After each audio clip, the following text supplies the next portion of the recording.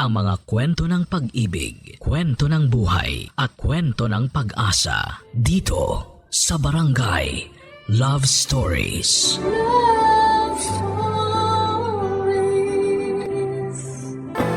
Parte na ng buhay ang pagkabigo at mga kalungkutan. Ngunit hindi lamang ang mga ito ang magdidikta sa ating kapalaran dahil ultimo masasalimuot na bagay ay may katapusan. Ikaw, kabarangay, sinubo ka na ba ng pagkakataon?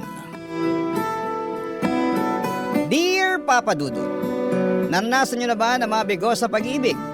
Up to the point na hindi na kayo naniwala sa kapangyarihan ng pana ni Cupido dahil kota na kayo sa heartbreak. Ako kasi ay oo at tinanggap ko na lamang talaga na hinding-hindi na ako makakatagpo ng matinong lalaki na mapapangasawa. Pero bago tayo mag-dive sa masalimuot kong love life, ay pabati muna po, Papa Dudut, ng isang magandang araw sa mga katulad kong avid listener ng Barangay Love Stories. Ako nga pala si Emmy. Simpleng babae na taga 13 Martires, Cavite. Kaka 36 ko lamang this year at kasama ko sa munti naming tindahan ang maganda kong mamas Celia na fan ni Papa Dudut. Sa katunayan ay siya ang humimok sa akin na magpadala ng sulat sa inyong istasyon upang maipangalandakan ko raw sa buong Pilipinas ang aking love story. Kagaya ng sinabi ko kanina ay medyo hindi talaga ako sinaswerte pagdating sa aspetong yon ng buhay ko. At ang mama ko nga ang saksi sa bawat luha na iniiyak ko, sa bawat maling lalaki na nakikilala ko.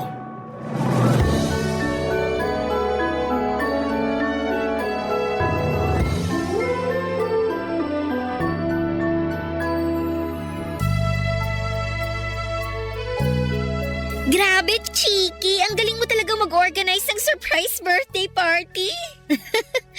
Hindi naman masyado. Pero sa tingin mo nagustuhan ni Olan yung ginawa kong party para sa kanya? Oo naman! Halos maluha-luha na nga si Olan kanina nung hipa niya yung kandila sa cake na hawak mo, diba? Ang dami kasi naming mga kaibigan at pamilya.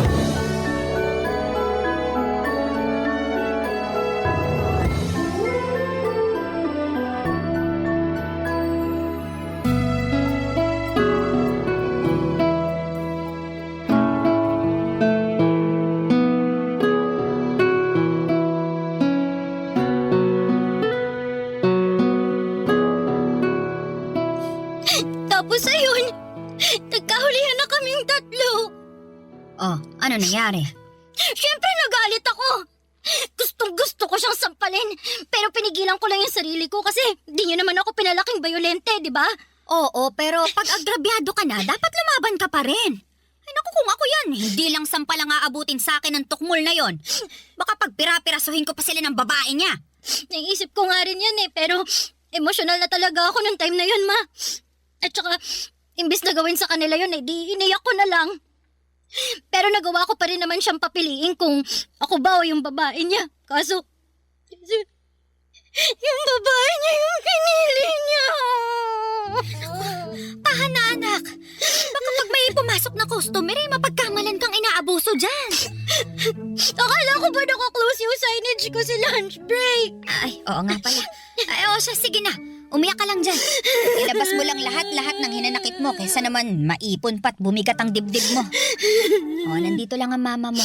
Kakampi mo ako. Salamat, ma. Pero ang sakit-sakit lang talaga eh. Akala ko kasi siya na, pero hindi pa rin pala.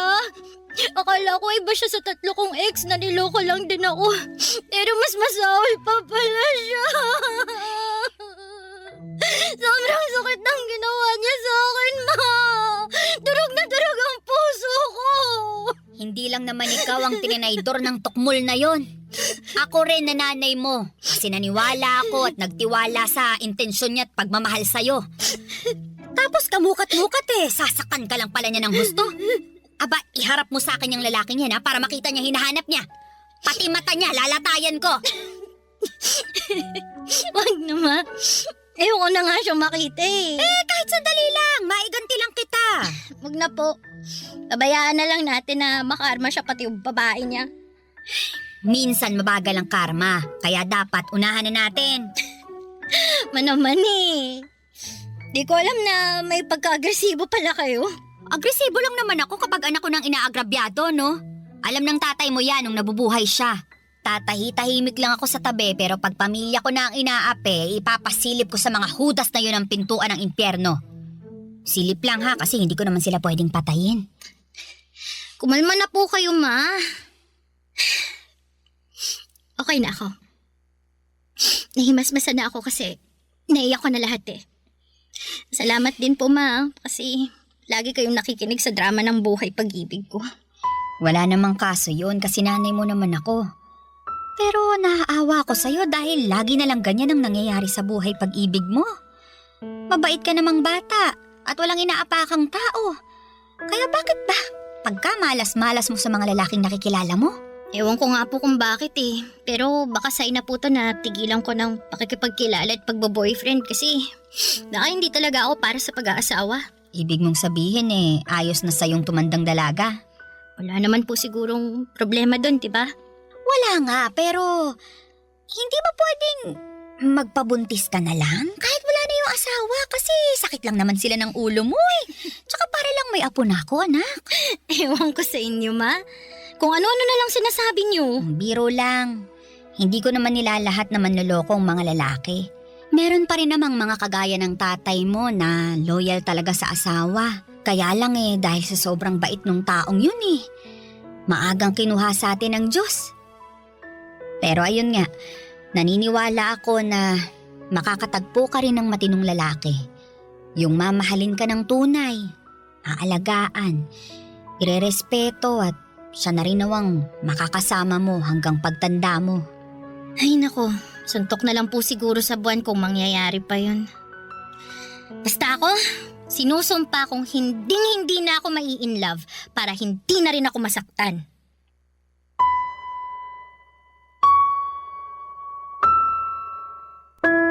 Papa Dudut, that was 2017 before pandemic. 28 years old na ako noon at counting split at tumbling na lamang ay malapit nang lumagpas sa kalendaryo ang aking edad.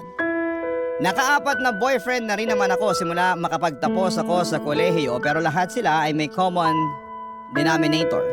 At yon ay ang pagiging unfaithful nila. Kaya nga pagkatapos ng huli kong heartbreak ay sumumpa ako sa harapan ng nanay ko with matching pa-cross my heart pa na hindi ako mai-in love. Kaya naman binuhos ko na lamang ang lahat ng panahon ko sa munti naming negosyo. Mayroon kasi kaming mini grocery at bigasan. Kami lang ng mama ko ang namamahala noon simula nang namatay ang papa ko at yun na talaga ang main source of income namin. Lalo na noong nag-resign ako sa trabaho matapos kong ma-burn out. Sa kakailangan din kasi ni mama ang aking tulong. Mabilis na lumipas ang 5 buwan. Masasabi kong okay naman ang takbo ng lahat hanggang sa may asungot na dumating sa buhay ko na ang pangalan ay Nolan.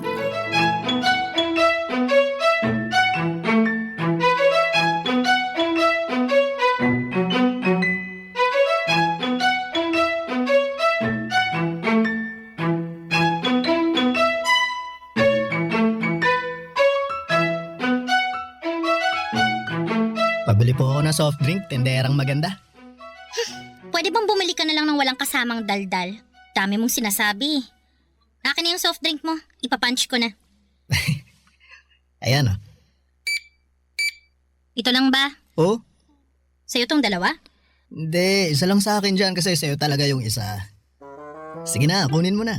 Ha? Bakit binilhan mo pa ako? Gusto ko lang. Libre ko yan sa'yo, tanggapin mo na. Saka para may panulak dito sa dala kong bibingka. Eto. Para sa akin talaga to. Oo. Dumaan kasi ako sa palengke kanina tapos naalala ko na paborito mo yung bibingka kaya bumili ako para dalhan ka. Sakto, alas 3 na ng hapon, pang merienda mo. Ikaw talaga. Nag-abala ka pa. Tss, wala yun, ikaw naman. Saka alam mo naman na masaya ako pag nakikita kang kumakain, di ba? Bigla na lang akong nabubusog. Naku! Ang corny mo naman. Pero salamat dito Na-appreciate ko. Pero ang dami naman ito. 3 bibingin ka pa talaga. Kasi kay mama mo yung isa, sa'yo yung 2. Di ko pa rin to mauubos kaya tag-isa na tayo. Sige na. Kunin mo na to kasi mukhang wala kang pambara dyan sa soft drink mo Sige na nga, pero pwede ba akong magmerienda rito sa tindahan niyo para sabay na tayo? Ay, pwede. Para naman hindi na malungkot tong anak kong kumakain mag-isa. Ma, hindi naman ako malungkot Sus! Malungkot ka kaya kapag wala si Nolan. Ay sige na, doon na muna kayo sa may loob kumain. May mesa doon. Ako na muna magkakaharito. Doon na.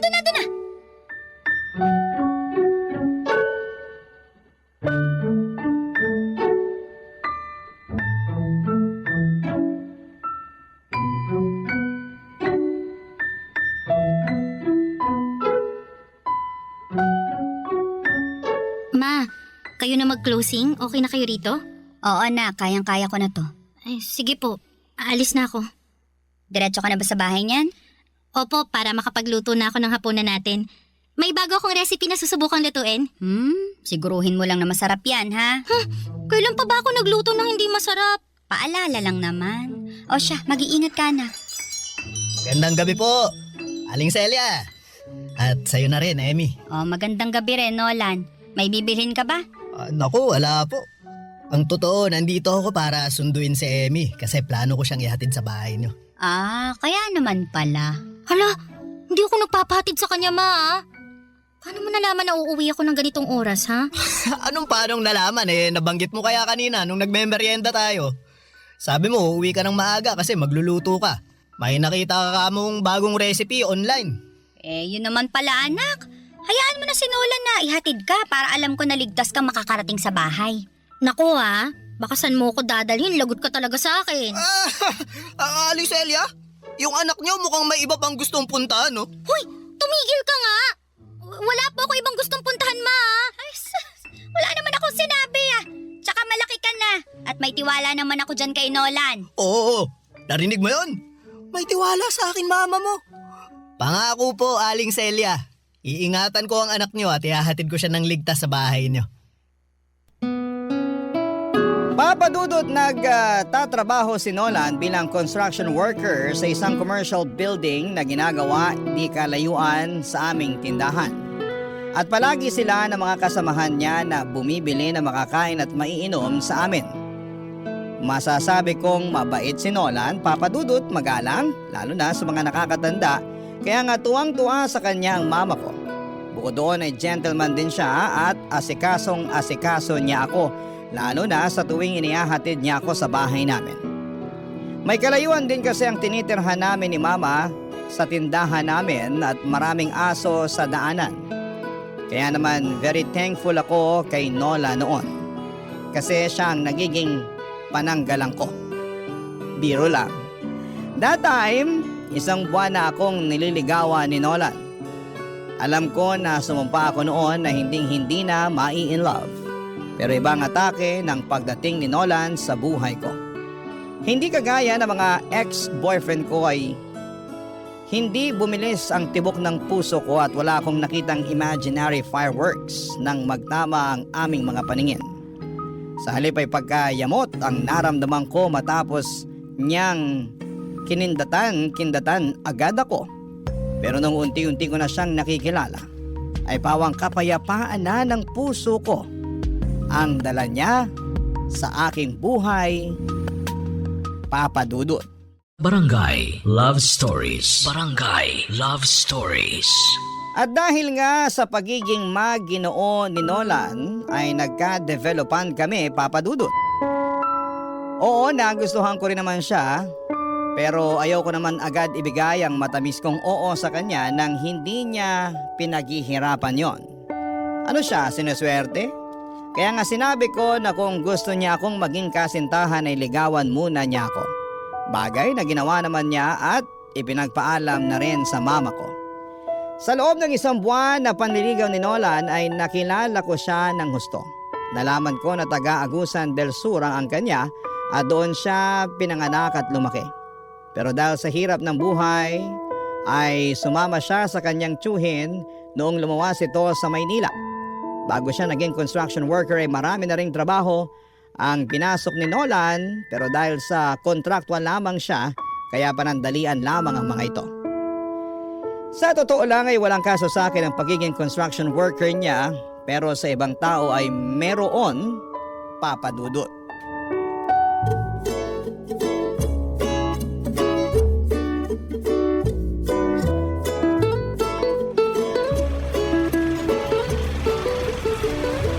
Buti naman naisipan mo na sumama sa amin ng mga tropa natin. Hirap mo na mayayain lumabas sa totoo lang.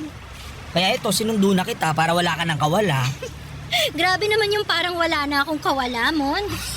Pero mas grabe ka kasi daig mo pa yung artista sa hirap mong hanapan ng bakanting oras para mailabas.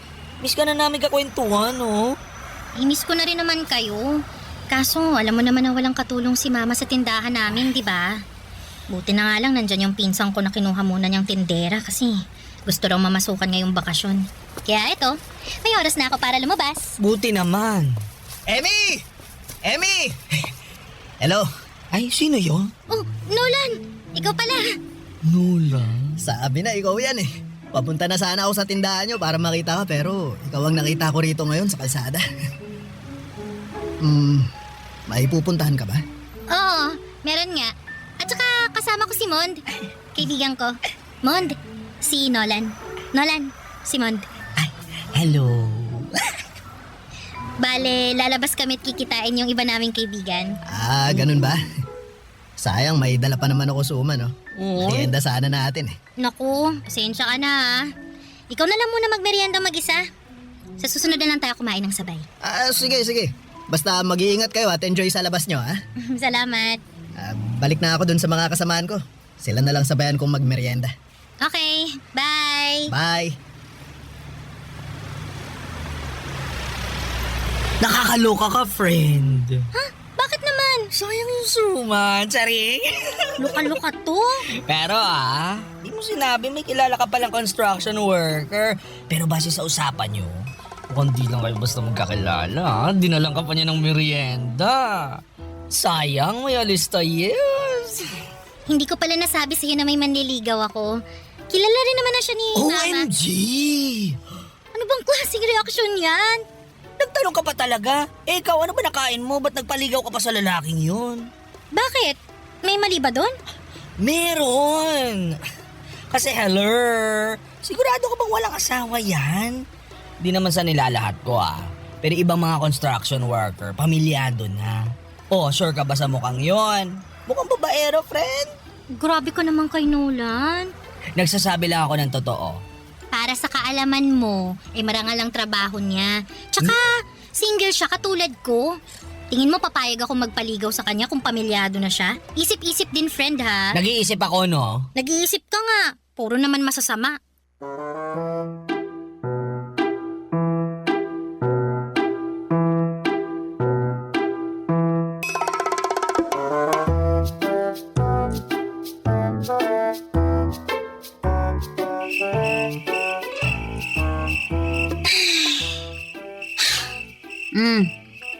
Kanino ko pa napapansin yung pagbubuntong hininga mo dyan, anak ka?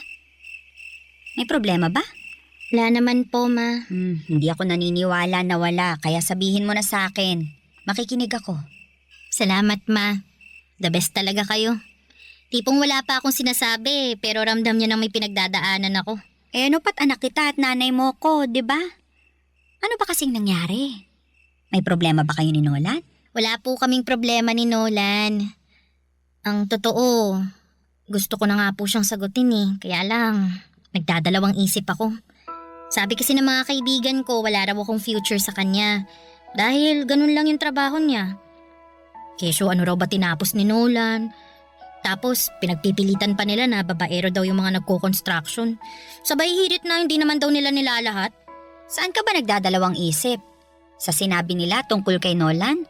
Tapos na-realize mo na tama sila? O sa pagmamahal mo dun sa tao kahit na kasasabi mo lang na gusto mo na siyang sagutin? Hindi naman po sa nagdadalawang isip ako.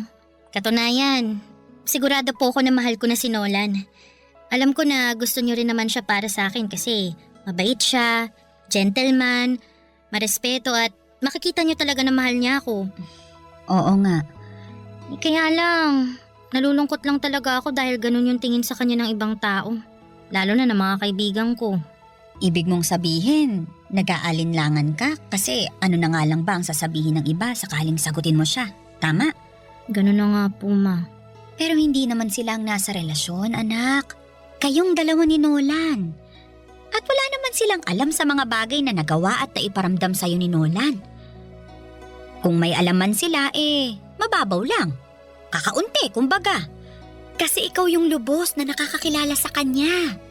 Dapat talaga tinitikom na lang nila ang mga bibig nila kung wala naman silang mabuting sasabihin. Maling-mali ang manghusga lalo na kung ang basihan lamang nila itsura at estado ng isang tao. Hindi naman tayo pare-pareho ng kapalaran. Kaya anak, kung mahal mo si Nolan, huwag kang matakot ituloy anuman ang meron kayo. Kasi ang importante, masaya ka. Masaya kayo. Yun lang ang isipin mo at wala nang iba.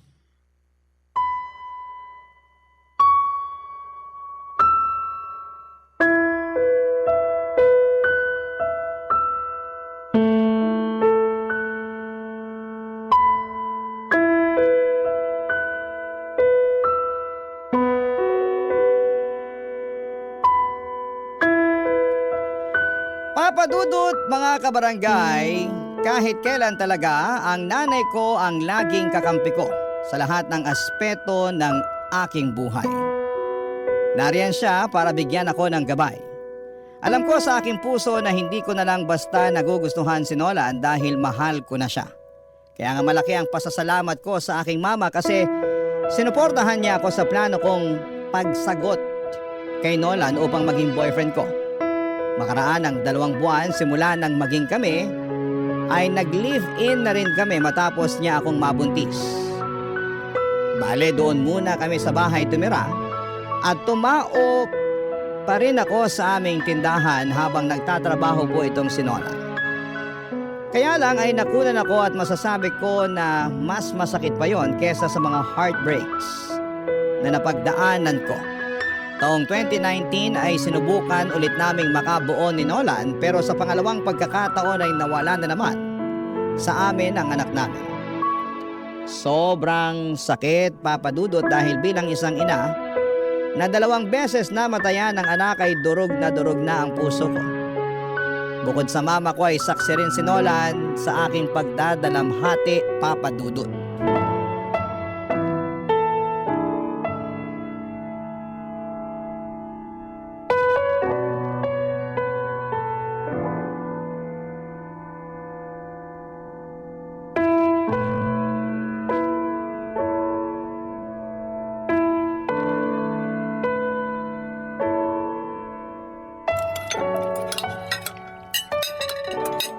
Oh, bakit hindi ka kumakain, mahal? Ang sarap-sarap ng luto kong sinigang, di ba? Paborito mo yan? Oo nga, pero hindi ko malasahan eh. Nako, ay sakit ka ba? Wala, pero wala lang din akong ganang kumain. Di nga ako gutom kaya matutulog na lang siguro ako. Teka, mamaya ka nang umalis, mahal. Bakit ba? Anong bakit ba? Kanina ka pa hindi kumakain tapos sasabihin mo hindi ka nagugutom? Totoo namang hindi pa ako nagugutom. Sa lagay marunong ka pa sa tiyan ko. Hindi naman sa nagmamarunong ako pero bakit ka ba kasi naiinis dyan? Nagtanong ka pa. Sinong hindi maiinis sa kakulitan mo? Saan ka nakakita ng pinakain kahit busog? Sige nga. Nag-aalala lang naman ako sa'yo bilang asawa mo. Pues hindi ko kailangan ng pag-aalala mo. Kaya kong sarili ko. Oh, bakit ka ba sumisigaw? Nakakainis ka kasi! Alam mo, buti pa maghiwalay na tayo. Ha? Ano bang sinasabi mo dyan? Sabi ko maghiwalay na lang tayo. Kasi wala namang saysay yung pagsasama natin dahil wala tayong anak. Di ba? 2 beses na akong nakunan. Ibig sabihin walang kakayahan ang lintik na matres na to na magdala ng bata. Kaya laging nalalaglag at nawawala sa atin. Kaya naisip ko na baka ayaw talaga tayong bigyan ng anak. Kaya nga hiwalayan mo na lang ako para makahanap ka ng babaeng kaya kang gawing tatay. bakit ko naman gagawin yun? Mahal kita. Hindi ka ba nakikinig? Hindi nga kita kayang gawing tatay. Hindi kita kayang bigyan ng anak kasi nga may problema yata tong matris ko. 2 anak na natin yung nawala sa atin, Nolan. At kahit na gustuhin ko pang subukan ulit natin, natatakot na ako baka maulit lang yung nangyari. Ang sakit-sakit sa akin. Bilang isang babae na umaasa na magiging nanay, tapos sa isang iglap mawawala na lang sa sinapupunan ko yung anak natin. Na minsan ko naramdamang buhay na buhay sa loob ko. Kaya nga tinanggap ko na lang na hindi tayo magkakaanak eh. Kaya hindi kita pipiliting samahan ako sa buwisit na sitwasyon na to. Ako ang pumili na samahan ka at manatili sa tabi mo dahil hindi lang naman pagkakaroon ng anak ang habol ko sa relasyon natin, Emmy. Mahal na mahal kita at hindi ko kayang mabuhay na wala ka sa piling ko. Baka nasasabi mo lang yan sa ngayon. Pero babawiin mo rin yan pag tumagal. Kaya nga hanggat kaya ko pang matiis yung sakit, iwanan mo na lang ako. Hindi ko gagawin yun dahil mahal kita. At kapag mahal ka ng isang tao, di ka nila iiwan anuman ang mangyari. Ewan ko sa'yo, Nolan. Bakit ba ang tigas ng ulo mo? Makinig ka naman sa akin, oh. Binibigay ko na nga sa'yo yung kalayaan mo kasi ikaw meron ka pang pagpipilian. Pwede ka pang magkaanak. Samantalang ako hindi na. Ayoko nang magkaanak kung hindi naman kita makakasama. Ayos lang sa akin na hindi maging tatay. Ang hindi ayos sa akin, yung ipagtabuyan mo ako at mawala ka sa akin. Mahal kita, Emmy. Hindi lang sa mga panahon na mabuti, kundi lalong-lalo na sa mga pagkakataong sinusubok tayo. At nakahanda akong patunayan sa iyo yung pagmamahal na yun sa pamamagitan ng pananatili sa tabi mo. Kaya pakiusap, huwag mo na akong paalisin. Huwag mo na akong itaboy. Kasi nasasaktan ako.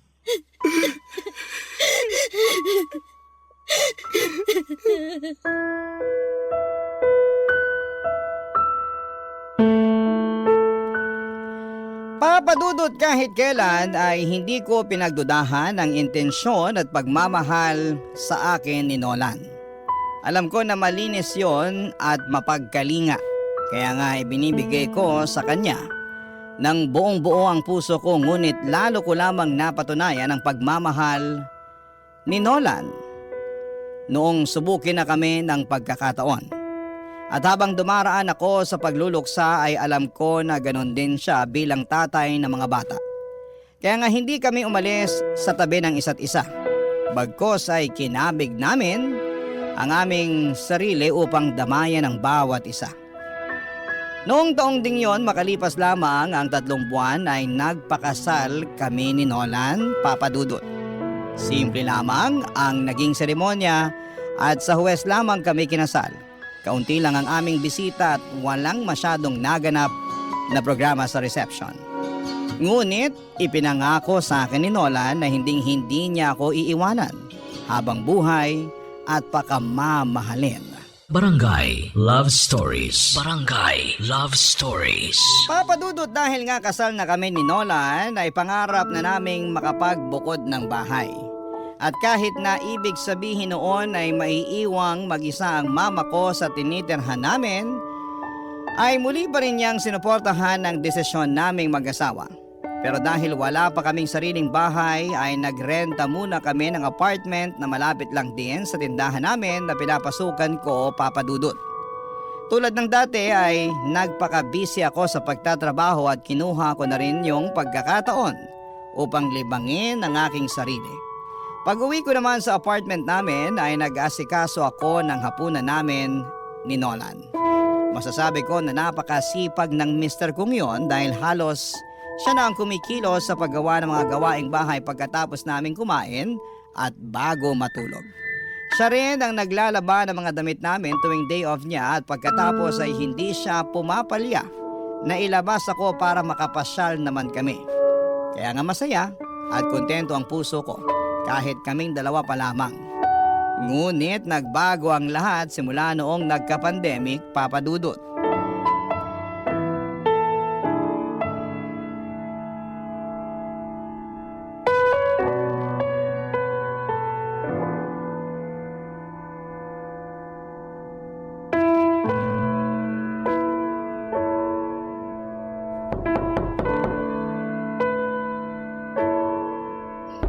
nandyan na. Ay, mahal. Hello, mahal. Ako nang bahala mag-disinfect ng sapatos mo dyan sa labas. Pasok ka na kasi mukhang pagod na pagod ka eh. Oo nga, hinahanap na ng puwet ko yung upuan eh. Upo ka muna tapos mag-spray ka ng alcohol. Isasara ko na muna tong pinto. O, sige. Gusto mo ng tubig? Mamaya na, di naman ako nauuhaw. Pero, pwede bang mag-usap tayo kasi may sasabihin sana ako. Ano yun? Teka, uupo muna ako. Tungkol saan ba yung pag-uusapan natin? Medyo kinakabahan yata ako, mahal. Pasensya ka na ha. Kasi, hindi magandang balita tong sasabihin ko eh. Ano nga kasi yun? Simula bukas, wala na akong trabaho. Ha? Bakit naman? Postpone yung proyekto namin dahil sa pandemic. At di naman daw kami kayang swelduhan ng amo namin nang wala kaming ginagawa. Sabi nila, ipapatawag na lang daw kami pag naging maluwag na yung quarantine, pero sino ba naman ang nakakaalam kung kailan mangyayari yun, di ba? Saka tinapat na kami ng forma namin na baka matagalan pa yun, kaya mabuti pa maghanap-hanap na raw kami ng ibang mapagkakakitaan. Naku, ang hirap pa naman maghanap ng bagong trabaho ngayon dahil sa higpit ng quarantine. Oo nga, pero hindi naman tayo pwedeng tumigil at umasa na lang sa ayuda ng gobyerno dahil matagal pa yun. Kaya nga may naiisip akong gawin kaso hindi ko alam kung paano ko sisimulan. Sige lang, sabihin mo sa akin, baka makatulong ako. Gusto ko sanang mag-apply na rider. Yun bang nagde-deliver ng pagkain at kung ano-anong pasabay na pwedeng bilhin sa labas? Uso naman yun ngayon, lalo kailangan ng mga tao dahil nga limitado pa yung pwedeng lumabas, di ba? Kaya lang, ang problema, wala akong motor eh. Naisip ko namang hiram sa tsuhin ko pero hindi pa ako nakakapagsabi. Kaya lang, sabi mo nga, di ba? Uso yun ngayon kaya baka ginagamit din ng tsuhin mo yung motor niya. Ay, buti pa, kay mama tayo manghiram. Hindi ng motor kasi wala naman siya nun eh. Yung pera pambili ng motor, kahit yung mumurahin lang. Uy, naku, wag na. Nakakaya naman sa mama mo, mahal. Hindi yun. Akong bahala. Tsaka sigurado naman ako na maiintindihan ni mama yung sitwasyon eh. Subukan lang natin. Kung may papahiram siya, edi salamat. Kung wala, salamat pa rin. Ay, kunin ko lang yung cellphone ko. Tawagan ko siya.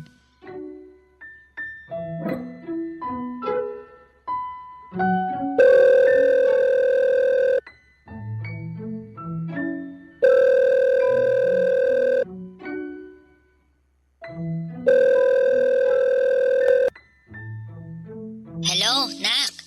Hello ma, kumusta po kayo? Ayos naman ako dito. Kayo ba dyan? Nako, ayos lang din naman po pero may problema kasi kami. O ano yun? Nawalan po ng trabaho yung asawa ko gawa nitong pandemic. Pero plano niya sanang maging delivery rider. Kaya lang, alanganin kami kung makakahiram siya ng motor sa tiyo niya. Kasi nga, baka ginagamit din nun, di ba? Tama naman. Naisip ko, baka pwede kaming mangutang sa inyo ng pambili ng motor, ma. Babayaran din naman namin paunti-unti para lang merong magamit si Nolan. Mahal, pwede ko bang kausapin si mama? Excuse me lang po, ma. Kausap ko na siya, mahal. Sinabi ko na sa kanya yung sitwasyon. Narinig ko naman yun pero ako na ang kakausap sa kanya. O sige, ito na yung cellphone ko. Salamat. Hello po, ma.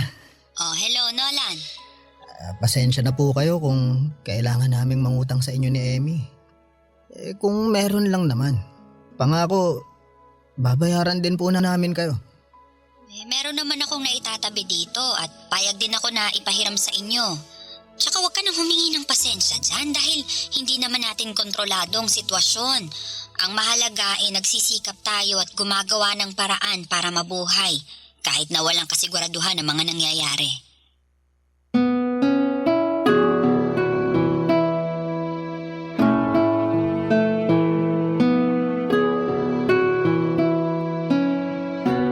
Papadudot malaki ang naging epekto ng pandemic hindi lang sa amin ngunit sa karamihan ng mga Pilipino na naghahanap buhay. Naparalisa talaga nito ng husto ang kabuhayan natin, ngunit hindi nawala ng pag-asa ang asawa ko dahil madiskarte siya. Malaki rin ang pasasalamat ko sa aking nanay na nagpahiram sa amin ng pera upang maipambili niya ng motor na siyang ginagamit niya sa pagdi-deliver. Sobrang sipag at tiyaga ng asawa ko sa ginagawa niya. Kaya bilib na bilib ako sa kanya. Laging sinasabi sa akin ni Nola na gagawin niya ang lahat. Maibigay lang sa akin at sa magiging anak namin ang aming pangangailangan. At nakita ko talaga kung gaano siya ka-dedikado at ka-determinado. Bagay na lagi kong pinagmamalaki sa mama ko. Alam ko na nasa tamang lalaki na ako kaya masayang masaya ako. Isang gabi habang malakas ang buhos ng ulan, sa labas ay mayroong nangyari na masasabi kong nagpabago ng husto sa buhay naming mag-asawa, Papa Dudut.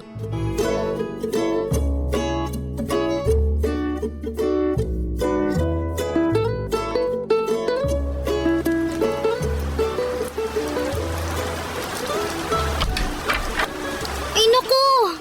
Basang-basa ka na sa ulan, mahal. Oo nga eh. Ang lakas, hindi kinaya ng kapote ko kaya umuwi na lang ako.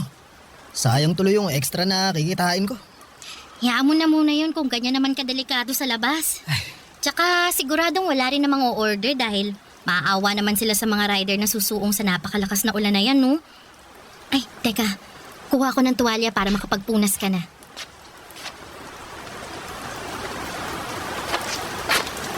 O, ayan. Magpunas ka muna. Salamat, mahal. Maligo ka na kaya? Baka magkasakit ka niyan eh. Maya-maya kaunti. Medyo giniginaw pa ako eh. Gusto mo bang lagyan ko ng mainit na tubig yung pampaligo mo para hindi ka ginawin? Pwede naman, pero ako na lang ang gagawa. Kaya ko na yan. Sus, yun lang naman. Yakang-yaka ko na yun, mahal. Oo nga, pero alam mo naman na pag nandito na ako sa bahay, dapat nagpapahinga ka na lang. Ikaw talaga, oh. Kontratuhin mo ko para akong Reyna kasi halos hindi mo na ako pinagagawa ng gawaing bahay pag nandito ka. Alam ko rin kasi na kapag wala ako rito marami kang ginagawa na gawaing bahay. Tapos nagluluto ka pa ng pagkain natin at inaasikaso mo pa ako kaya syempre alam kong pagod ka. Pero gawain naman talaga ng mga asawang babae yun, di ba? Ang maglinis ng bahay, paglutuan ng pagkain, at asikasuhin ng asawa nilang lalaki. Oo, pero kapag kaya naman ng mga asawang lalaki, sila na ang gumawa. Hindi naman pambabae lang na gawain ang mga gawaing bahay, di ba? Kaya stay put ka lang dyan. Magpahinga ka at ako na ang mag-iinit ng tubig maya-maya. Oh, sige. Pero hindi naman ako pagod ngayon eh. Hindi ako masyadong gumawa ng gawaing bahay, mahal. O mabuti yun kasi nung isang araw naglampaso ka ng sahig at nagkuskus ng mga dumi-dumi dyan sa pader natin. Oo, kasi alam mo namang ayoko sa marumi. Kaya nga. Pero may rason talaga kung bakit hindi ako nagpapakapagod ngayon. Kahit na may mga gawaing bahay pa akong dapat gawin. O, teka, bakit? May sakit ka ba? Masama pakiramdam mo kaya hindi ka nagkikikilos? Hindi O, kalmahan mo lang. Wala akong sakit, pero tama ka na masama ang pakiramdam ko simula pa kaninang umaga. Sa katunayan, pabalik-balik nga ako sa lababo kasi naduduwal ako. May nakain ka bang nagpasama sa sikmura mo? Saka hanggang ngayon ba? Masakit ba yan tiyan mo? Sabihin mo sa akin, mahal, para itatakbo na kita sa ospital agad. Kasasabi ko lang na kalmahan mo, di ba? Paano ako kakalmay ka mo? Nagsusukat, naduduwal ka. Teka ha? Anong nasa isip mo? Pwedeng mali pero baka lang naman tama. Sige, ano nga yun? Buntis ka ba? Naku, sagutin mo na, mahal. Para kung hindi, itatakbo na talaga kita sa ospital. Huy! Hindi mo na kailangan gawin yun kasi ayos lang naman ako.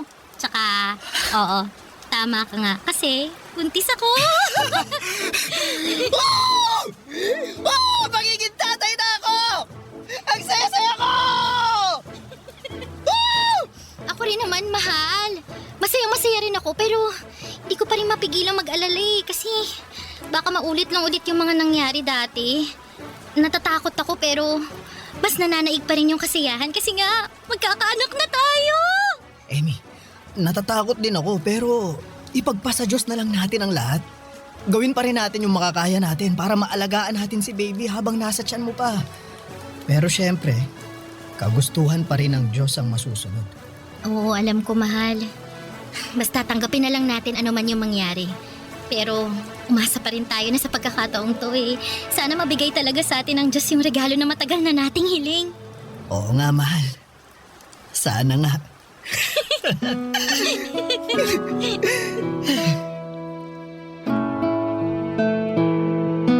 Papa Dudut, hindi naging madali ang pagbubuntis ko at todo-todong pag-iingat ang ginawa ko upang hindi mawala sa amin ang aming anak. Kaya nga masayang-masaya kami ni Nolan nang hayaan ng Diyos na mabuhay ang anak namin at ligtas ko siyang maisilang. Labis-labis ang pasasalamat namin ni Nolan sa kanya dahil tinupad niya ang matagal na naming kahilingan, ang